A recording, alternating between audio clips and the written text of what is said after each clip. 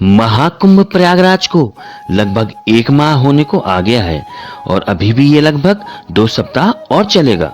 लगभग 50 करोड़ से भी ज्यादा भक्त लोगों ने महाकुंभ का स्नान कर लिया है और अभी भी लगातार लोगों का आवागमन बराबर चल रहा है। ऐसे में यदि आप भी महाकुंभ के पवित्र स्नान का पुण्य लाभ लेने के लिए आना चाहते हैं तो इस वीडियो को अवश्य पूरा देखिएगा, क्योंकि इससे आपको मिलेगी जानकारी वास्तविक स्थितियों की। नहीं तो कहीं ऐसा ना हो कि आपकी ये मंगलकारी यात्रा आपके किसी भी प्रकार के कष्ट का सबब बने, कहीं आप फंस ना जाएं और शारीरिक या मानसिक रूप से आपको परेशानी ना उठाना पड़े। तो चलिए, आपको सबसे पहले कैसे आए और कैसे जाएं, इसके प्रशासन ने क्या प्रबंध किए हैं और क्या नियम है, यह वास्तविक स्थितियों के साथ मैं आपको बताऊंगा। तो चलिए शुरू करते हैं ये पवित्र पावन पुण्य लाभान्वित महाकुंभ संगम प्रयागराज की ये अद्भुत यात्रा। दोस्तों, अगर आपको ये मेरी जानकारी पसंद आए, मेरी मेहनत पसंद आए, तो चैनल को कर लीजिएगा सब्सक्राइब, वीडियो को कर दीजिएगा लाइक, बेल आइकन को दबाकर नोटिफिकेशन ऑल का ऑन कर लीजिएगा बटन, जिससे सभी अपडेट्स आपको हर बार मिलते रहें। और सभी को कीजिएगा शेयर, जिससे सभी महत्वपूर्ण जानकारी सभी को मिले और आपके साथ सभी और लोगों को भी इस पुण्य का लाभ प्राप्त करना आसान हो जाए। तो चलिए शुरू करते हैं।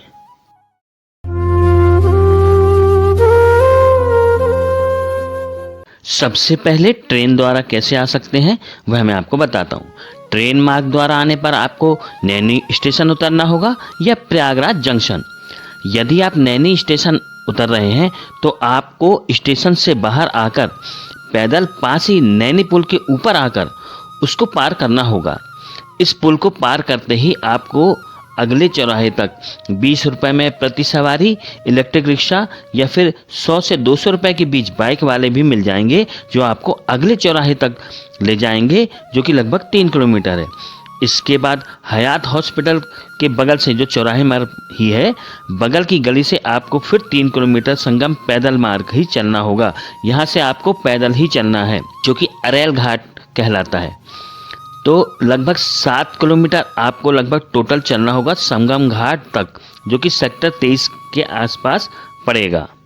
ऐसे ही यदि आप प्रयागराज जंक्शन से वापस जाना चाहते हैं तो नागवासुकी घाट के अगले चौराहे से ही आपको लगभग पैदल 3 किलोमीटर चौराहे तक पुल पार करके आना होगा, या ई रिक्शा से भी आ सकते हैं। चौराहे से आपको सिविल लाइन चौराहे तक आना है, या 2 तरीके से भी आ सकते हैं। बीच में अगले चौराहे तक उतर के फिर अगले उसमें आ सकते हैं। डायरेक्ट लगभग 100 रुपये चार्ज करते हैं और ई रिक्शा में अगले चौराहे से 50 रुपये भी लेते हैं। लेकिन ध्यान रखिए, आपको सिविल लाइन चौराहे तक ही छोड़ा जाएगा, क्योंकि उसके बाद चौराहे पर बंद है एंट्रेंस गाड़ियों का, तो ध्यान रखिएगा। अच्छा, ये भी 50 से 100 रुपये प्रति चार्ज करते हैं, ये ध्यान रखिएगा। वहाँ से प्रयागराज स्टेशन आपको फिर पैदल ही आना होगा, लगभग 3 से 4 किलोमीटर का रास्ता है वो, तो ध्यान रखें इस बात का। दोस्तों, ध्यान रखें, ट्रेनों में, रिजर्वेशन में, सड़कों में, कुंभ स्पेशल की ट्रेनों में, सभी प्रकार की जगहों में लोग खचाखच भरे हुए हैं, इसलिए इन सब बातों का ध्यान रखकर ही आप आए, अपने स्वास्थ्य का ध्यान रखते हुए, चाहे सड़क मार्ग से आए। मेरी आपको रिक्वेस्ट रहेगी कि छोटे बच्चों को साथ ना लाएं, जिससे कोई होनी अनहोनी ना हो।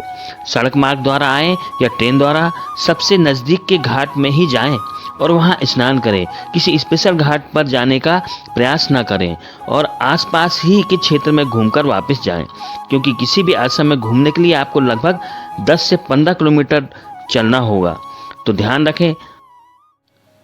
इसी प्रकार भोजन के लिए प्रयागराज जंक्शन स्टेशन पर बहुत सारे होटल हैं, जिसमें रोटी लगभग 15 रुपये और दाल या सब्जी 80 रुपये से 150 रुपये तक की है, जो मेरे हिसाब से और दिनों से थोड़ा महंगा है। वैसे इस समय के हिसाब से तो यही रेट रहता है।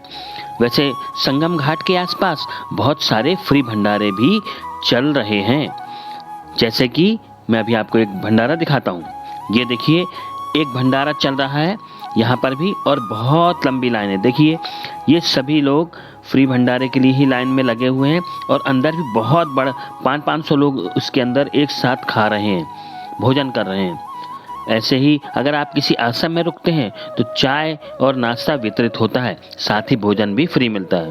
तो बहुत अच्छी व्यवस्था यहाँ पर रखी गई है, पर समय समय पर चेंज होती रहती है, इसका आपको ध्यान रखना है। चलिए अगले व्लॉग में मैं आपको पूरी यात्रा का वर्णन दिखाऊंगा, जिससे आपको सही सटीक जानकारी मिले विस्तृत रूप में। घाटों के स्नान करने संबंधित, आश्रम में दर्शन करने संबंधित, उनके दर्शन और सभी व्यवस्थाएं भी शासन द्वारा जो बहुत अच्छी की गई हैं उनके बारे में भी बताऊंगा। तो बने रहिएगा। इस ब्लॉग के बाद अगले ब्लॉग में भी आइएगा, और इसके लिए आप कर लीजिएगा चैनल को सब्सक्राइब, बेल आइकन दबा लीजिएगा जिससे आपको नोटिफिकेशन मिल जाए, और लाइक भी कीजिएगा और लोगों को ये जानकारी शेयर भी कीजिएगा, जिससे किसी और को भी आने में कोई मुसीबतों का सामना न करना पड़े। अगले ब्लॉग में पूरी विस्तृत जानकारी मिलेगी आपको।